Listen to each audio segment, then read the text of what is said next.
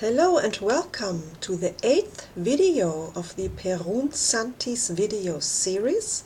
Today I will read the complete 7th Santi, verses 97 to 112, and I will talk about the Great Priestess, the end of the dark forces, and the magic of the runes. I raise my glass to the mighty and the strong Perun Thunderer.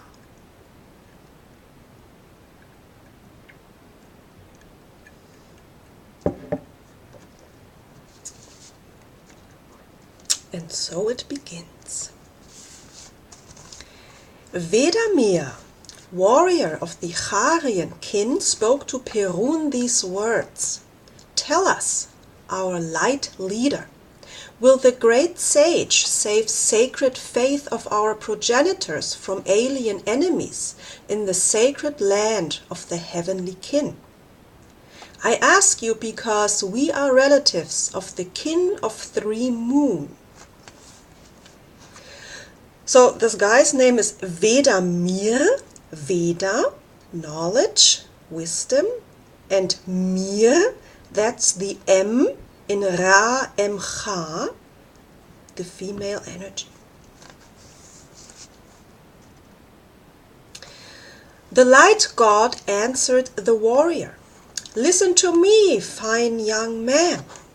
Hard fate is predestined for the great sage.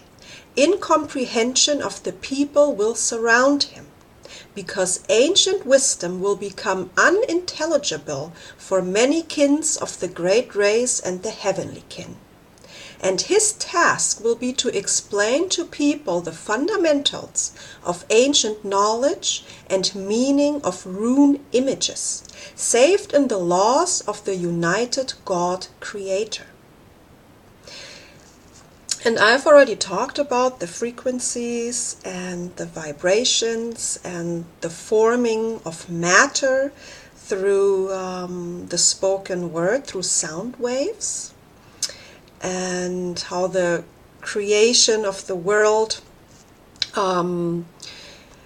took place through the separating of Ymir, who was sound, like this is where the Big Bang Theory kind of comes from, who was separated into different tones.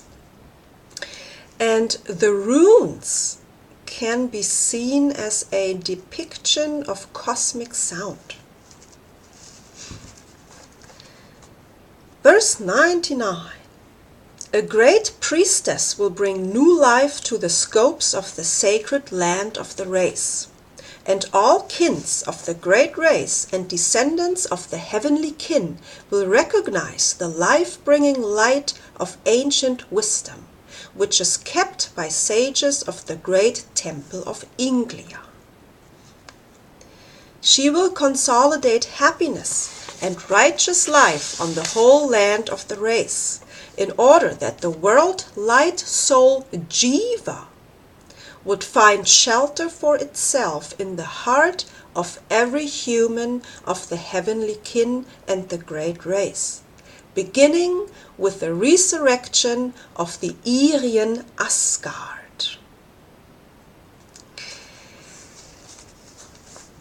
This resurrection starts in the mind, because everything starts in the mind, as I have talked about the 3 stages of creation, and it starts with the thought, with the idea.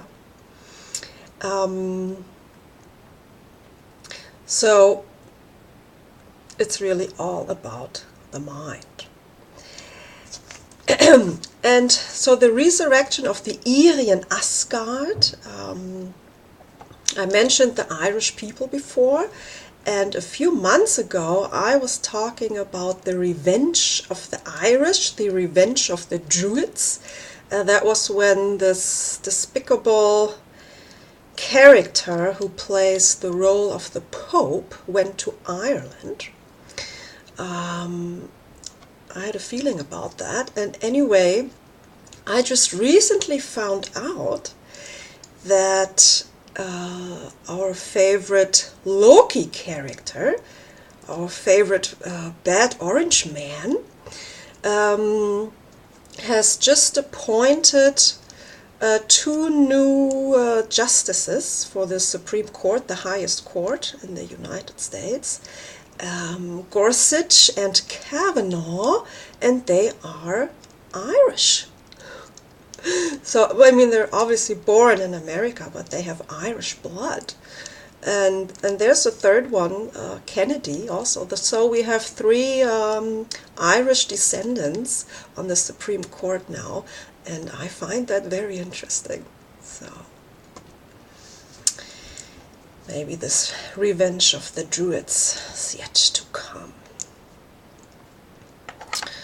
And speaking about the power of the mind, in the Roderich songs, it says in line 9, "And you shall not fear the demons. They are by their nature neither good nor bad, because they do not know such measurements. Who is of good vibration of the mind will find the same in the demons that he meets. Only he who has pulled darkness into himself mirrors that to the demons and makes them terrible." Let's proceed with verse 100. Again, Vedamir, warrior of the Aryan kin, asked Perun, "Tell us, light leader, how will the great priestess be born? Which kins will her parents spring from, and how will the light of ancient wisdom illuminate the whole world of Midgard earth?" Perun answered the warrior of the Aryan kin, "Listen, warrior, to my words. As soon as Supreme Sage of Primary Fire will finish the 14-year training of the son of the Sage of the Forest, of 3 moon kin, he will declare him his successor, and lead him through 3 initiations." This initiation is a quite prominent subject in Norse mythology, and this is always accompanied by the serving of the holy meat, the holy drink, which is always served by the Golden Maiden. And it's always served in the cup of memory. And I will talk more about Mimir's well, which is the well of memory, in the next video. And in that video we will also hear from the brilliant Francis Bacon and the tragic case of the Prince of Denmark. And this will all have to do with Mimir's well. Okay, verse 101. On the day of a great holy day, light gods and most wise ancestors will summon Supreme Sage of Primary Fire, for he will have completed his mission on Midgard Earth. Yeah, so he dies then. Well, he leaves Earth. The new Supreme Sage of 3 moon kin will begin his deeds and travel from place to place, propagating ancient wisdom of the faith of their progenitors, and he will heal the sick souls and bodies. Yeah, speaking about the holy day and fire, kind of brings the Easter fire to mind. Upon return to the Aryan Asgard, he will summon his apprentices, and he will start to teach them the fundamentals of ancient wisdom, and he will start to build temples of ancient faith of progenitors of the great race and the heavenly kin. And when the time has come, the 14-year-old daughter of the great witch, of the kin of the newly arrived, will be brought to the great sage in order that she would study hidden ancient wisdom. And the great sage will begin to teach the daughter of the great witch secret knowledge. And from that will come the priestess of the White Temple. The kin of the newly arrived, those are souls who incarnate for the first time on earth.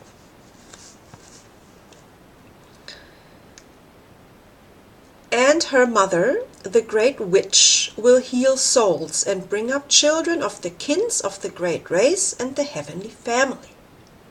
Supreme Sage will surround the daughter of the great witch with care and love, and he will guard her from the minions of the world of darkness, in order that they cannot possess her soul, and turn the daughter of the great witch onto dark, spiritless ways that lead human souls to the abyss of hell, that lie in the depths of the world of darkness Navi. For the minions of the world of darkness know that the daughter of the great witch, surrounded by the care and love of the great sage, will give birth to a beautiful child that will become a new great priestess and savior of the sacred land and of all kins of the great race and the descendants of the heavenly family. In a sacred year that child will be born, and from that time the future great priestess will be helped and served by all gods of the heavenly kin.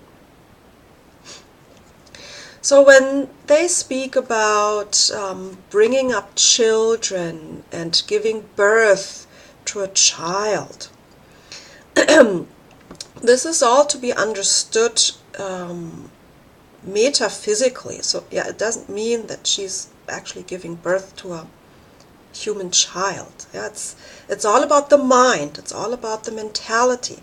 It's all about building new mind temples and bringing forth a new mentality. Yeah. And the sacred year, that is the 16th year in the Aryan calendar, and that's always the last year of one cycle within this calendar that has a total of 144 years. So the Aryan calendar has 9 holy years. And the holy year, the 16th year, has 369 days instead of 365 days the other years.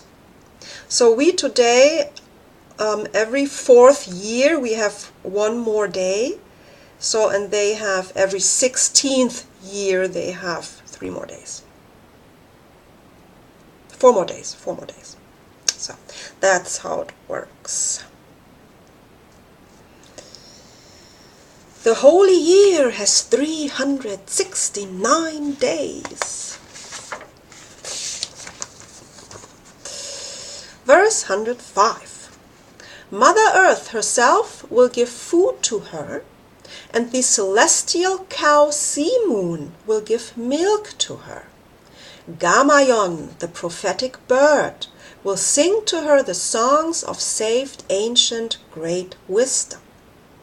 Highest God Vishen himself will protect her dreams, and Lada Mother, who guards from evil, will be her day. Makosh Mother will nurse her, and God Krishan will play the pipe for her. Makosh, we've heard this before. Yeah, Makosh, for example, is an Aryan star system that is today known as the Big Bear. But the forces of darkness will gather, and they will want to destroy this child in order that ancient knowledge, runes, and secret wisdom concealed in grave timelessness would vanish. for their great objective is not to allow the birth of the great priestess, and they will make all their efforts in order that this child would never be born. And the minions of the world of darkness will surround the mother of the future great priestess with lie and great flattery. And they will invite the mother of the future great priestess to great festivals, where lie and spiritual impoverishment are in high esteem, where idleness and self-admiration are standard, where meanness and depravity are glorified. Dark forces will send seducers and try to tempt the daughter of the great witch in order that she would slander the great sage and ancient faith of progenitors. So why now do these dark forces have to go through all this trouble, and put up all this circus to seduce and tempt the great priestess, or the mother of the future great priestess? Because they cannot just enter on their own will. They have to respect the God-given free will of every human. So the only way for the dark forces to enter your heart is you have to invite them, or you have to accept them. They cannot enter against your will. That is not possible. And that shows that the dark forces are also subject to the law. To the law, to the truth. And so the law is truth, is God, and He is the source of all life. So the dark forces, they come from the same source as everything and everybody.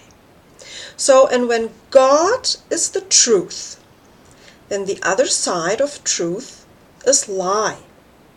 And we have Satan, Satan, or the devil, or whatever name you want to give him.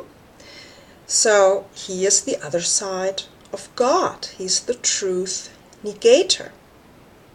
And as I already mentioned, he's also the right hand of God, because once you have recognized him, and recognized him for who he really is, for being the other side of God, for being the truth negator, and when you then go up to him and face him and say, I've recognized you, I know who you are, and I decide to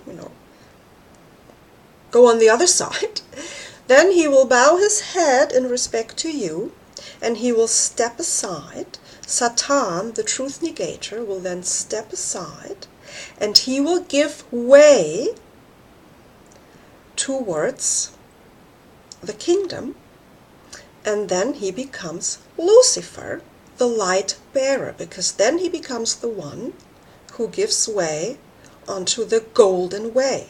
The golden way is the way of the light towards the kingdom. So then you still have to go on this golden way. So your journey is not over by recognizing Satan and choosing the right side. Then you have to still prove yourself on the golden way. And when you have proved yourself on the golden way enough, then you will get the key to the kingdom. Okay, verse 108. All dark forces will be directed to separate the great sage from the daughter of the great witch, because the forces of darkness know that great loss and the unborn great priestess will lead to the death of the supreme sage and to his mission to bring forth a great priestess. But he will be reborn after one circle of life, 144 years. And that will be the last time of rulership by the dark forces in all lands of Midgard-earth. The all-destroying fire of retribution of the forces of light will burn the minions of the world of darkness and all descendants of alien enemies, which were filling the whole human world with spiritual emptiness, that carries on their banners, lie and vices, laziness and cruelty, desire for another's and lust, fear and lack of self-confidence. And this will be the great end of the world for the alien enemies who came from the world of darkness. And the end of time of darkness will come for all kins of the great race and descendants of the heavenly family.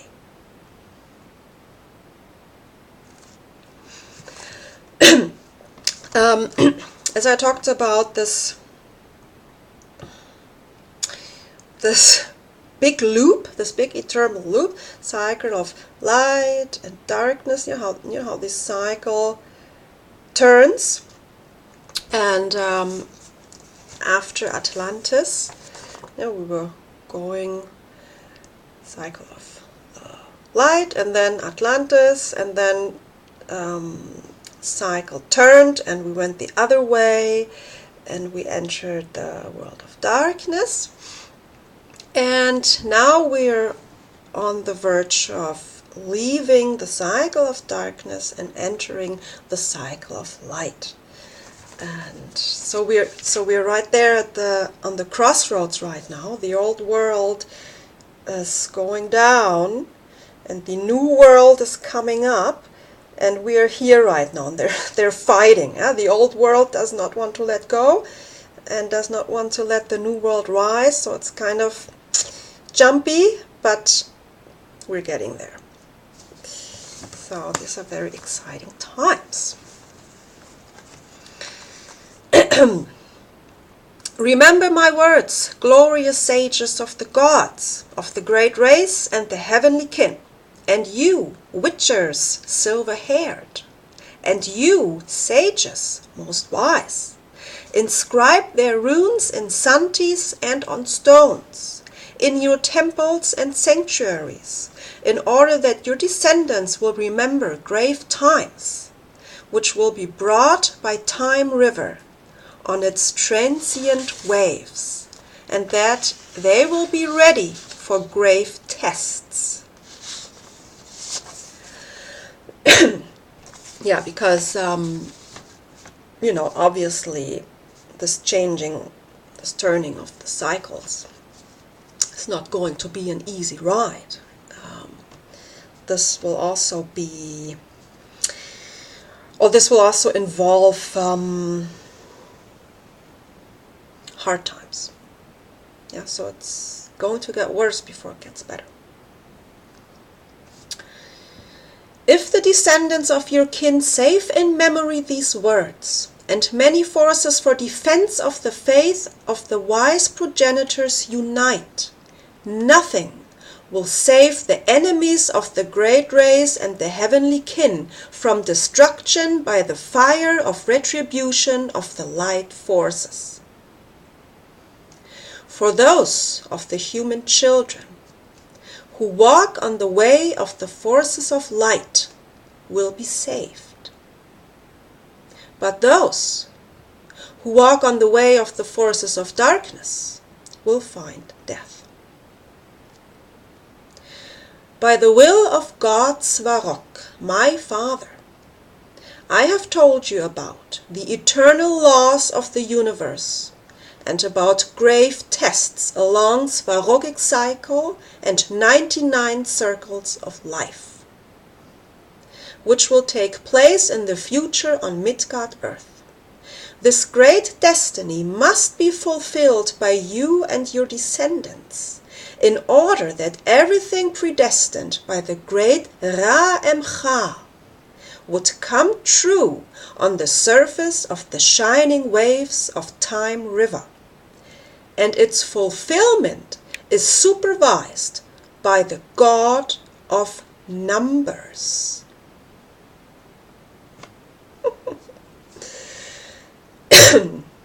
Let's have a little toast in between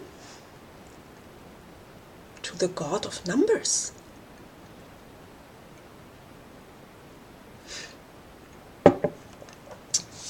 Okay, that was the 7th Santi, about the coming of the new great priestess of the White Temple and the end of the dark forces, which we are experiencing right now. And now I will talk about the magic of the runes, and I will read to you some poems, little poems that interpret some runes. So there's several different futorks. You have the oldest futork, that's called the Karona.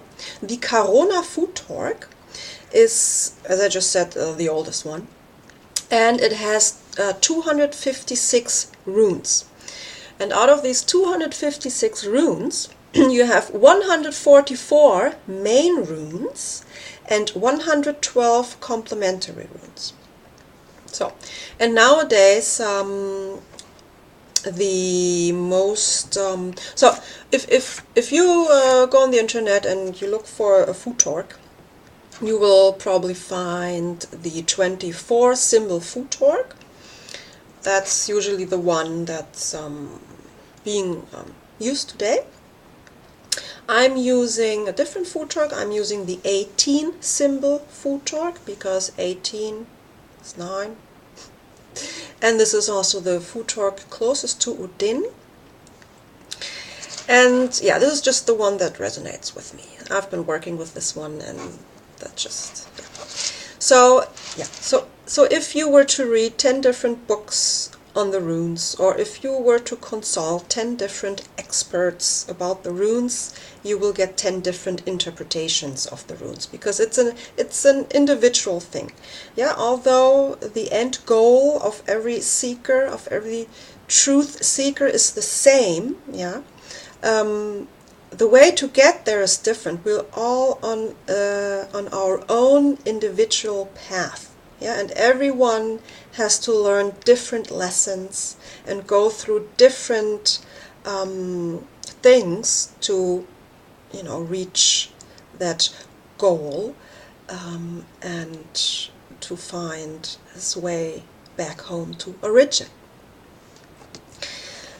So I just want to tell you real quick how I came to the runes, how I found the runes.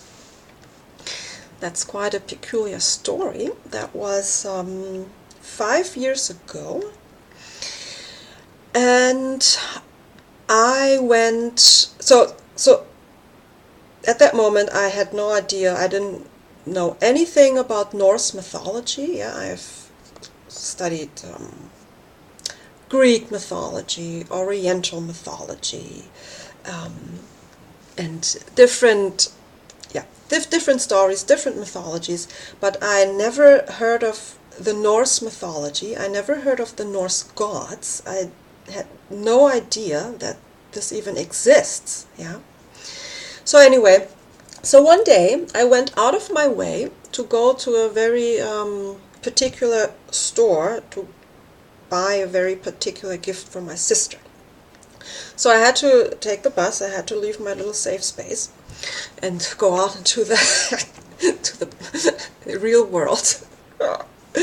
And so I went to the store, and on the way back I took a slightly different route because I wanted to go through this one particular street, which is just a very pretty street. It's lined with these pretty trees, and it has lots of little shops and cafes, and it's just really pretty to look at. So I went a different way to the next bus stop to go back on my way home. So anyway, so I walked down this road, and I saw on the other side of the street, I saw the sign on top of a shop, Antiquariat. Antiquariat is a shop for old used books, and I love old used books, like one of my favorite things. So of course I crossed the street because I wanted to go into this shop, into the store. And for some reason I could not find the door. I did not find the entry. So I went around the corner and I ended up in some back door, I don't know, and some guy came, asked me what I was looking for. I said, I'm looking for this entrance to this bookstore. And he said, well, it's not here. So I went back. I was like, how can this be? So I went back around, and I went back where I first started, right in front of the store, and the door was right there. I don't know how I could have missed it the first time. So there was the door in the front where it's supposed to be.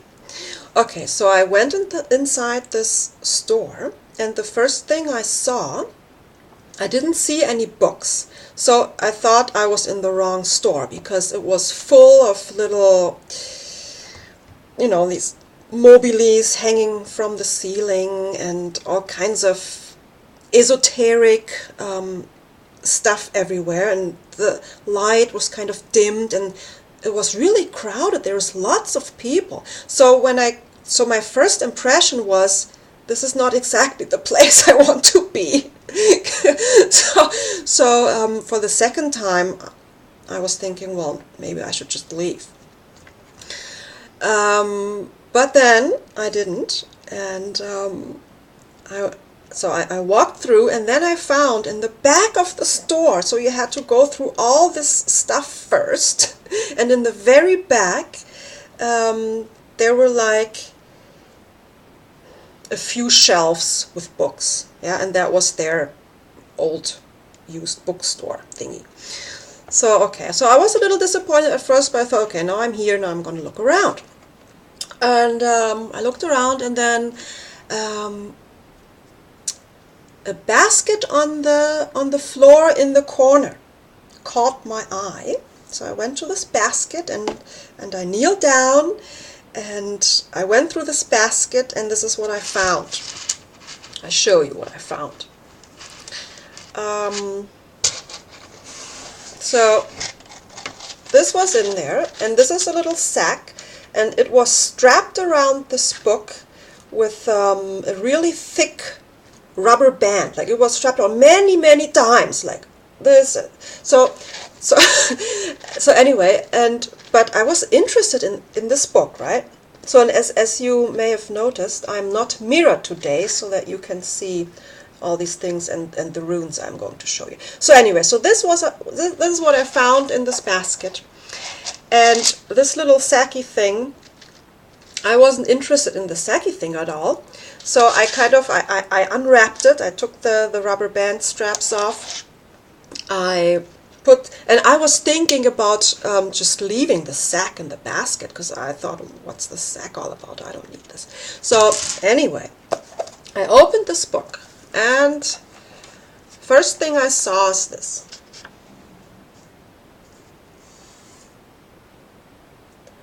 So this is Odin, the Hanged One, as he is also called, because he hung on the tree Yggdrasil for 9 long nights.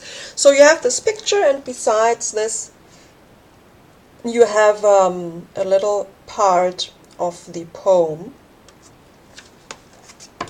And this is all I saw.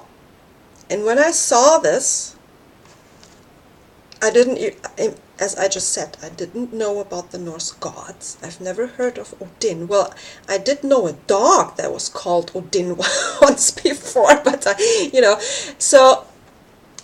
but I saw this, and I read these 3 little verses, and I just knew.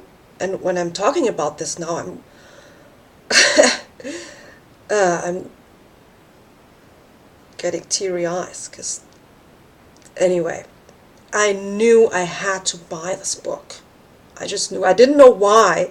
I mean, now I know why. I know who was calling me. But, so it was Odin himself, obviously. So, okay, I closed the book. I put this sack back on, strapped the thing around, and I went to the counter and said, how much is this book? And this guy said to me, 20 euros. Yeah? So you have to imagine, I always buy my books on flea markets or in used bookstores, and I never pay more. I usually pay maybe 50 cents or €1 for a book. If it's a really special book, maybe 3 or 4 euros. Okay? So then he told me 20 euros, and I was like, oh. I never ever bought a book for 20 euros in my whole life. So I was like, okay. And I paid 20 euros. Yeah. Without even thinking twice about it. I kind of swallowed and I paid it, and that was it. And then I went on the bus, and when I was sitting on the bus, I opened the sack, and there was these knots in here. It was difficult to open, but I finally opened it because I thought, okay, now, I bought this for 20 euros. I might as well look inside and see what's in there. And what did I find? I found a bunch of little stones with symbols on them.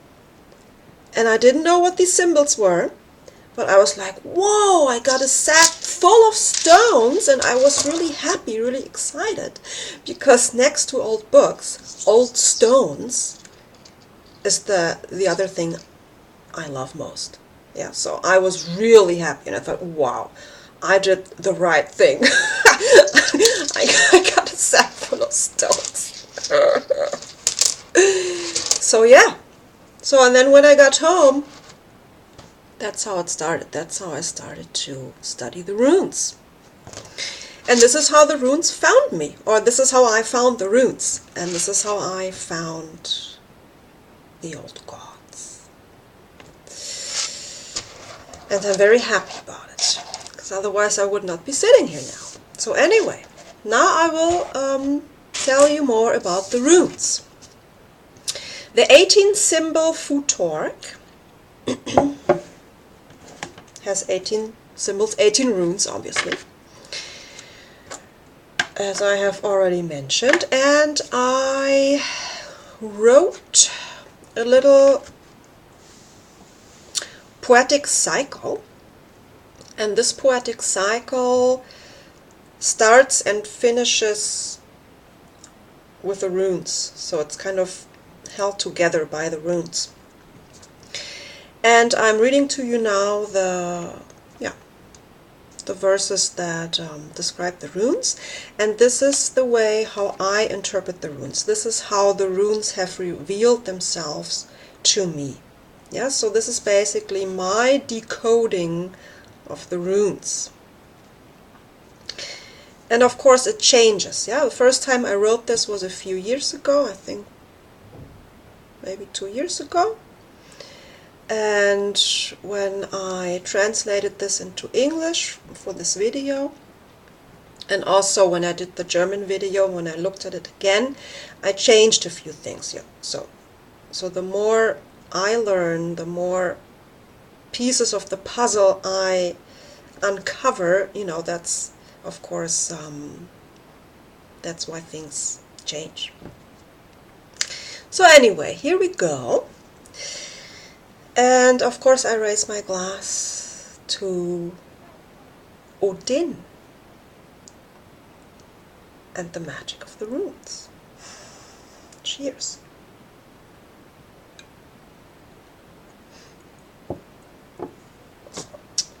So the first rune of the 18 symbol Futork is Fe Fo Fe Ho. This is what it looks like. And when you turn this around, it looks like an F, right? Fe, feo, fa, F. And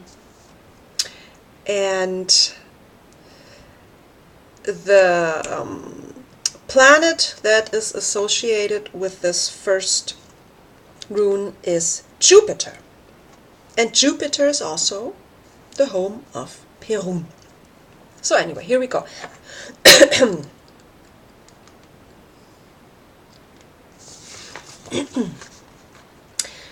From the south came the flames. Oh, and of course, every verse for every rune has 9 lines. Of course. From the south came the flames, the mighty sons of Muspelheim, and met the icy streams. 9 mothers has the world. Fireborn is Ymir, the frost giant. All eats the hungry fire, and the new land rises from the seas, fruit-bearing earth. 9 long nights hangs Fultan. Fultan is another word for Odin. So we're talking about the primeval fire here, if you haven't noticed. So the next rune is Ur. Ur looks like this. And when you turn this around, you kind of have the U, right? But you know, our alphabet is Latin. Ur. Behind the illusion burns hidden the primeval fire in the eternal grounds of all being. The origin of all rivers. Golden shines the holy drink in Mimir's well, and the spring forever guarded by Urt. Only by talking with the fathers of night the stars will show.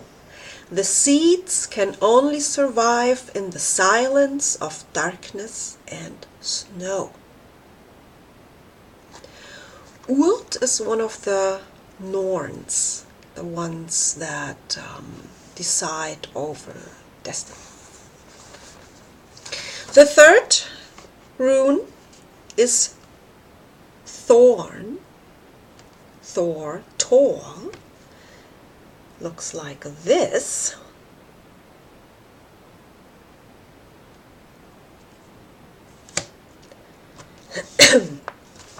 Thorns they throw 3 on the site for destruction, the wise women. Mighty is their wrath against the violators, and without mercy is their verdict. Too heavy is Tor to pass the rainbow bridge, without entry into Odin's land. Why? He is missing the soft vibrations. For the giant slayer to ascend, the chopper of skulls must surrender. And I've talked about this, so now you know what I mean.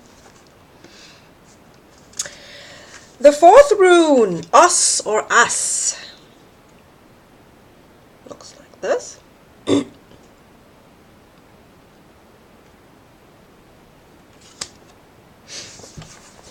On the beach awaken Ash and Embla, and they receive breath, senses, and mind.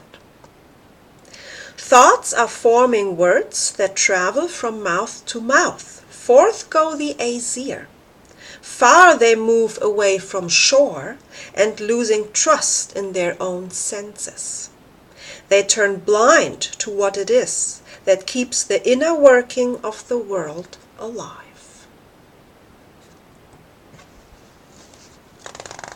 That's when the disconnection came to the world, and they lost faith in their own judgment. The next rune, the fifth one, is Rado, Rot, Rat, Rit.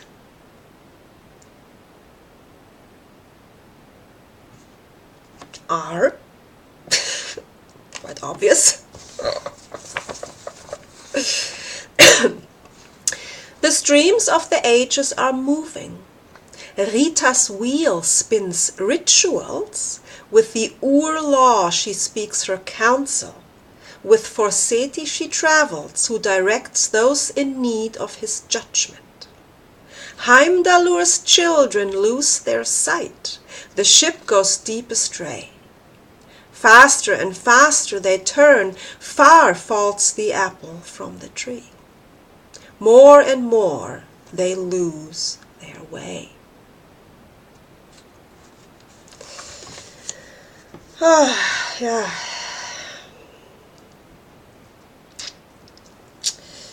That is sad. And I'm gonna have a little toast.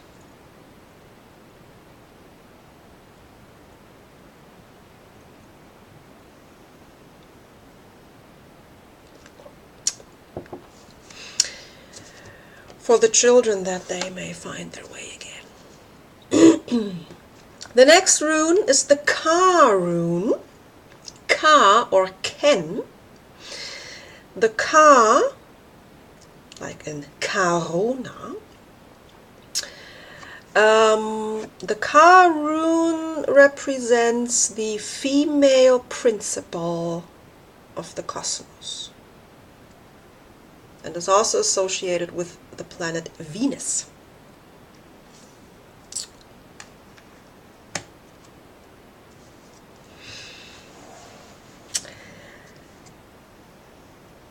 And I mentioned the Karuna galaxy. Yeah, I talked about that. Oh, the North Pole. The North Pole was the original land of the Aryans, and they came from the Karuna galaxy.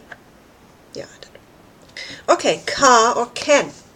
The queen of all holds the torch for those who descend into the darkness in search of the light. Without fear to lose oneself, without concern to disappear. Bright morning star tells stories about old worlds of the Karuna and the soft force of cosmos. From the high skill of the fire to control the ice. Only the righteous will bear the crown after the fall. The seventh rune is the Hagal rune, and the Hagal rune looks like snowflake. Hagal, Hagel is also hail. Okay. Such is man, a god, if not an animal, and none of it and all in all. It is the truth that bears the truth negator. Retained in every hailstone is the crowned mind's own image, ancestral wisdom engraved onto the crystalled soul. Here is God, and God is all that you are. The eighth rune, one of the two runes that I have lost, so I just drew this on this card here, so you can see it. This is Naut, or not, Not.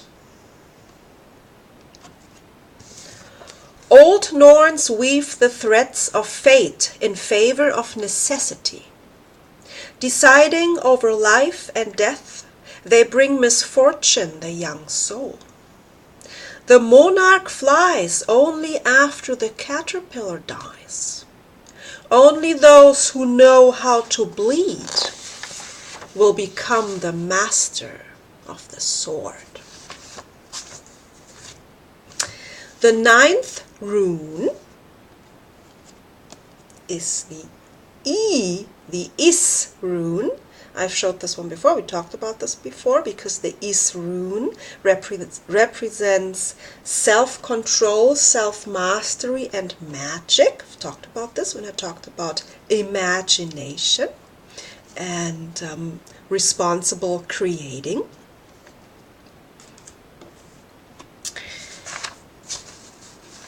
is. It takes enormous winds to render breaking waves. Mighty storms surround the ship.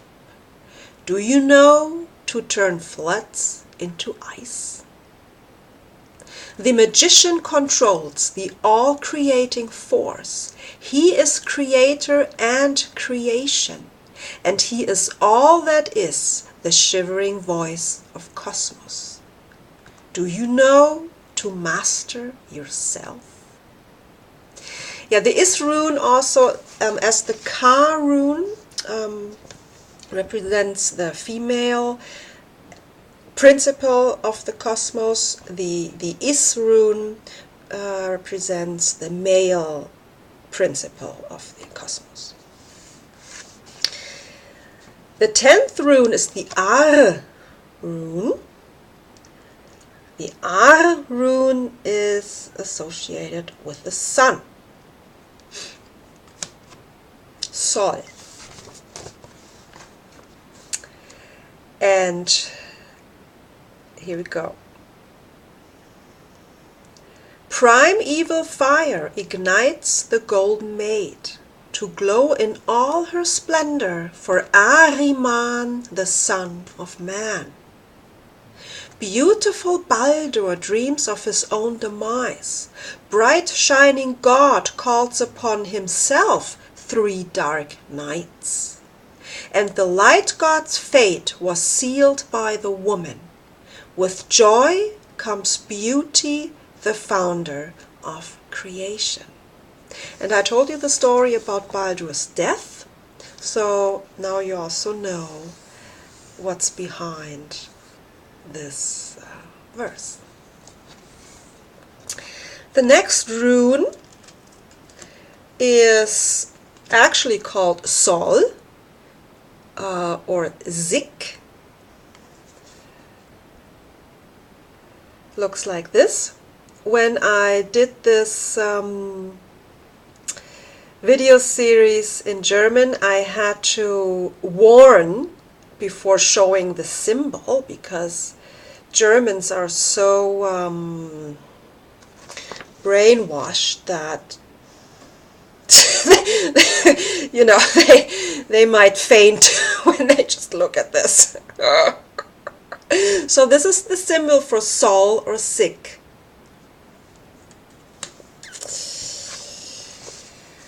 Of divine origin is the soul of man and immortal. Midgard earth his home, refuge once from dark forces, now field of war and battleground. The light is fighting against dark nights, nights with a K. Baldur returns from the high halls of Hel, and uprises the golden steed and the sounding of the heaven's horn after 3 long nights.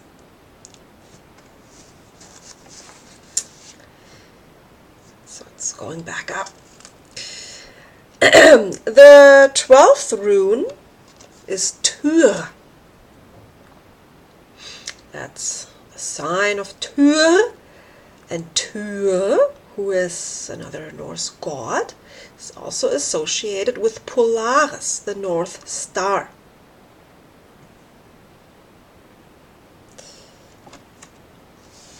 Glorious God, noble and good. To the wolf he pledged his hand for a spare of time. Fearless warrior and winner in the fight, son of Odin, his mother Frigga.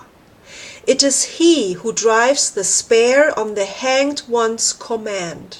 Like Polaris, he stands his ground. Serving all, he gives his all. Yeah, and who the hanged one is, I just told you in the beginning of the video. No, not in the beginning of the video, but in the beginning of talking about the runes.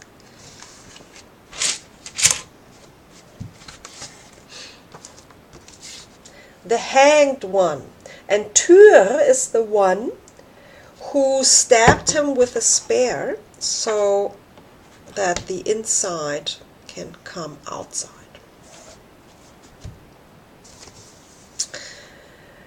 The next rune, number 13, is Bar.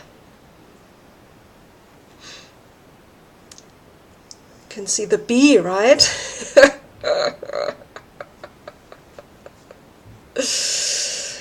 Bar is associated with Mars.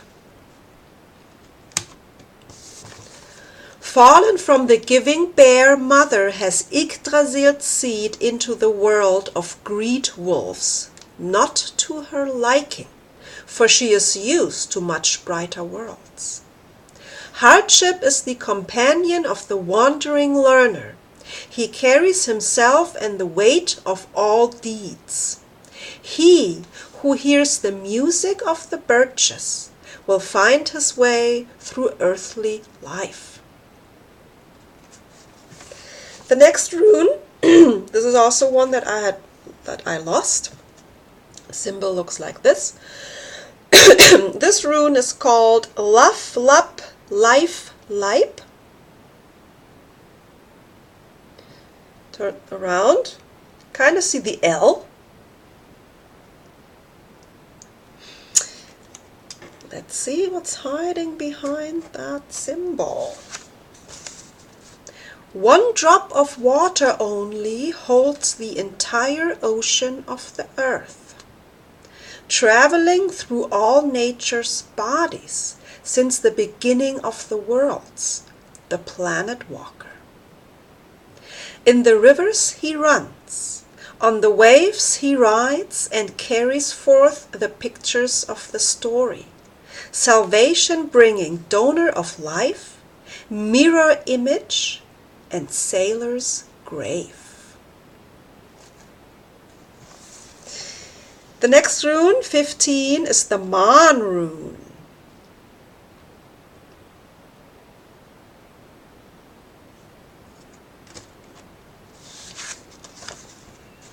Above the high crown of the world tree, the horn of Heimdallur is sounding. From the mountain of heaven to Midgard earth calls the son of 9 mothers upon the children of man to rise, awakened mind. Here, in heaven plays the ancestral council, the song of the journey on the harp, about sacrifice and surrender, and the rocky road to Odin's land. Rune 16 is Ure. Ure is associated with the moon.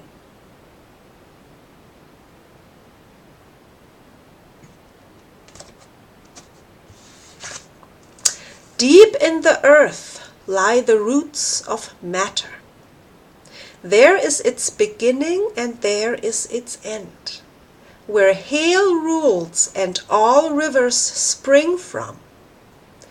The dragon bound by the woman who wears the falcon dress, and harbors the seed in her fire, there, and in all of the 9 worlds, is her opening and her closing.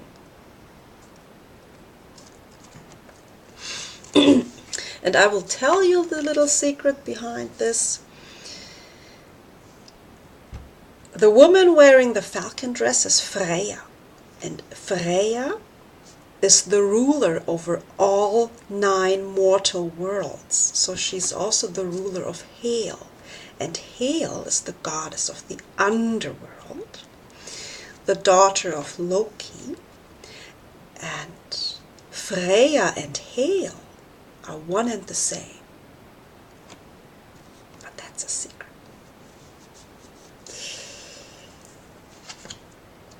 Let's have a toast to Freya and Hel.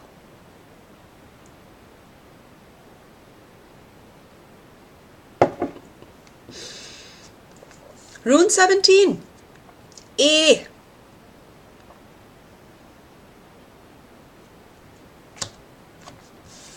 What's inside will pour out, and what's outside will enter in.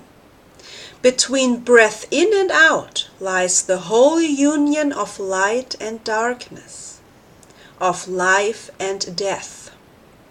In the divine marriage with the world, light soul rests clear and bright eternity.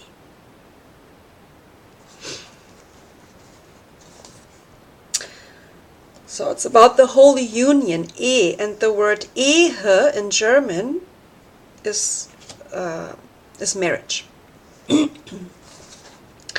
The last rune of the 18 symbol Futorg is Ge, Gif. Ge, Gewissen, conscience, God-gifted knowledge. Yeah, I've showed this rune before when I talked about conscience being the God-gifted knowledge. Yeah, your inner voice. That's, yeah, Ge, Gibor, Gif. The origin of all the worlds lies hidden in the unseen. Vibrations form images for the eyes, and Norns weave garments for the ages. The shining maiden with the golden arms kindly serves the holy mead. The gift of the goddess can only be received by those who truly understand it.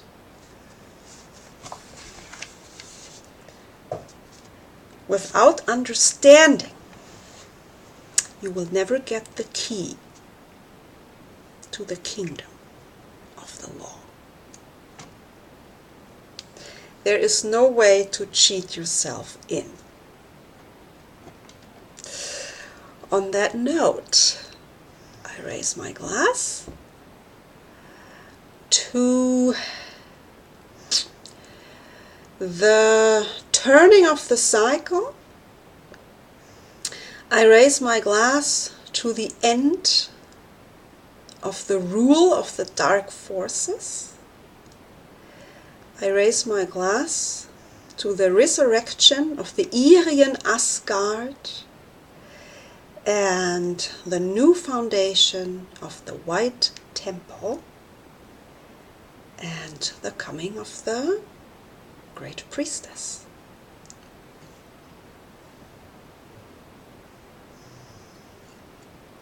Thank you for watching and listening. See you next time.